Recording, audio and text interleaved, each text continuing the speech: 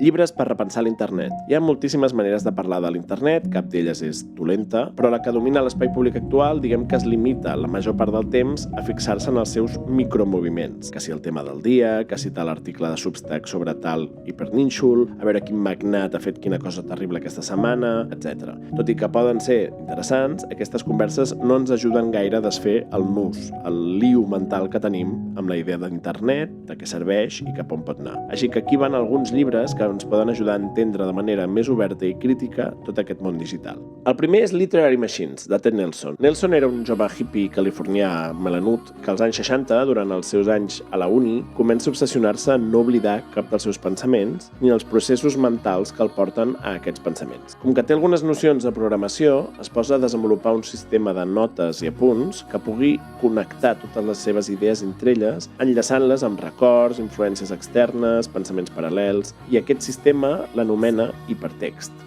Aquest jove hippie va ser l'inventor de l'enllaç, de l'hipervincle. Literary Machines és el llibre digital on Nelson teoritza sobre tot això. No és un manual tècnic, és un document ple d'idees, esquemes, que intenta transmetre el potencial enorme que Nelson veia en l'enllaç. When I saw the computer, I said, at last we can escape from the prison of paper. And that was what my whole hypertext idea was about in 1960 and since. Contrarily, what did the other people do? They imitated paper. Els enllaços que fem servir avui en dia són una versió molt simplificada d'aquest sistema complicadíssim que assuminava Ted Nelson, però a mi em sembla interessant, avui en dia que els considerem com una comoditat que ni pensem en els enllaços, és molt bonic veure com als anys 60 eren una utopia, no? Un sistema meravellós que ens podria dur a l'alliberació. Netizens, de Michael Hauben. L'any 79, dos estudiants de doctorat a la Universitat de Duke connecten dos ordinadors per línia de telèfon i creen Usenet, un sistema de discussió global descentralitzada, precursora dels fòrums i podríem dir que la primera gran xarxa social. Durant els 80 s'hi van sumar centenars de milers d'usuaris d'arreu del món que van obrir desenes de milers d'espais de discussió temàtics i, aquí està el tema, autogestionats. No hi havia cap empresa propietària, cap algoritme, cap sistema de recomanació, un espai purament col·lectiu de conversa anys abans de l'aparició de l'internet pròpiament dit. Avui en dia ha quedat molt desfasat i oblidat, però Usenet va ser el primer foc de la nostra conversa digital eterna, allò que no es va coure, diguéssim, l'estat d'ànim i la psicologia que han anat omplint tots els espais digitals. Molts dels conceptes que fem servir avui, sense saber gaire d'on ens venen, apareixen per primera vegada a Usenet. És aquí on neix el concepte de spam per a referir-se al contingut brossa, on apareix el primer mem o on es popularitzen acrònims com FAQ o el famós LOL. Un dels entusiastes d'aquell primer gran món digital és Michael Hauben. La seva obra, aquest llibre, publicat online l'any 94, és on encunya el concepte de netizens, ciutadans de la xarxa.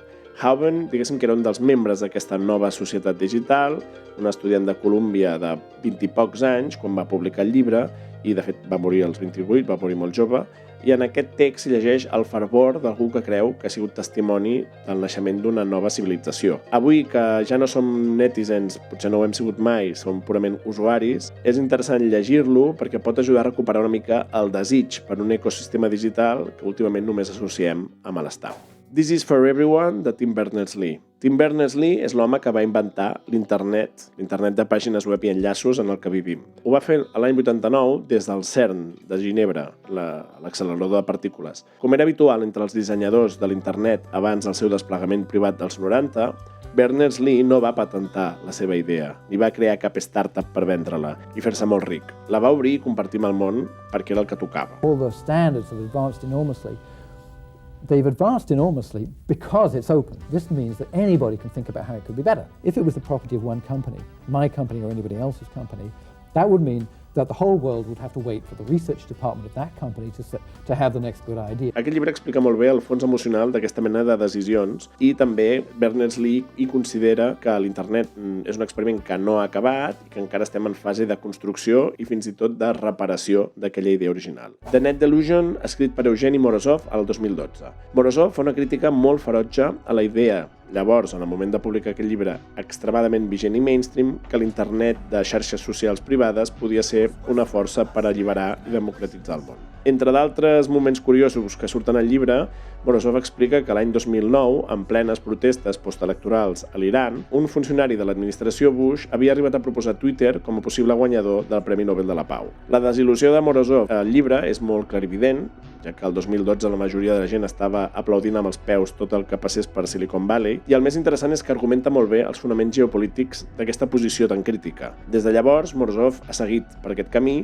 analitza molt bé de manera molt crítica l'ecosistema digital i a més és molt dur i també molt crític amb les respostes i sortides que des de les esquerres s'intenten vestir perquè, segons ell, sovint són massa naïfs, poc treballades i van poc al fons. The Algorithms of Oppression, els algoritmes de l'opressió, de la Safiya Noble, escrit el 2018. Ara que tenim tant al centre del debat la IA, la gestió dels corpus de coneixement, dels models de llenguatge i de tots els imaginaris que despleguen, pot valdre la pena rellegir aquest llibre de la Noble sobre com les plataformes digitals privades sempre han sigut propagadores de discursos d'odi de manera orgànica i des del primer dia.